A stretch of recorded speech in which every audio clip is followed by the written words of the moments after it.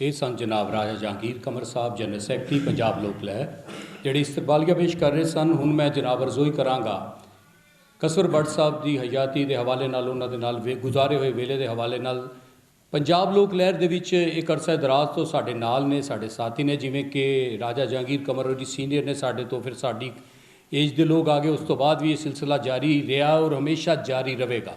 उनदे विचों एक ऐसा साडा साथी जिहड़ा हमेशा हर वेले हर प्रोग्राम ही साडे नाल रहा, पंजाबी जुबान अदब के सेवक, साहिवाल के नौजवान सूझवान ते सेवक जनाब प्रोफैसर आसम असलम साहब। तशरीफ लियान जनाब प्रोफैसर आसम असलम साहब।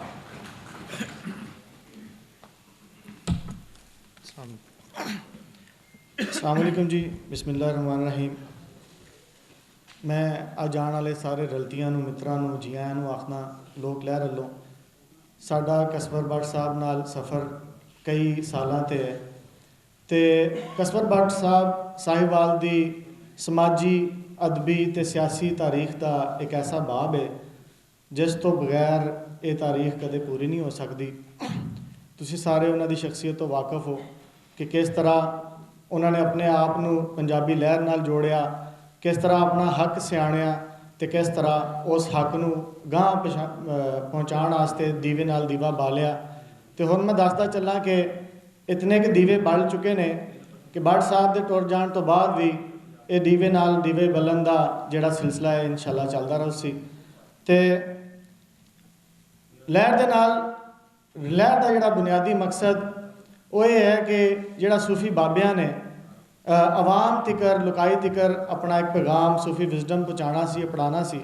असीं ये चाहते हैं कि अज दा बाल पंजाबी इतनी को जान सके कि उस मैसेज नूं जिहड़ा बाबे फरीद ने, जिहड़ा कि बुल्ले शाह ने ते वारिस शाह ने आवाम तिकर अपनाना सी, उस मैसेज नूं असीं आवाम तिकर लुकाई तिकर अपना सकीए। तो इस मिशन ते असीं भट्ट साहब दे नाल खड़े सां। इंशाअल्लाह सारी हयाती इस मिशन ते काम करते रहे। तो इस तो अलावा कसवर मुबारक भट्ट साहब तुहानूं मैं ही दसना चाहांगा कि उन्हां दी जिंदगी तो बाद उन्हां दा सफ़र रुकण वाला नहीं। तो असी सारे साथी संगी इंशाअल्लाह उन्हां दा मिशन लैके चलते रहांगे।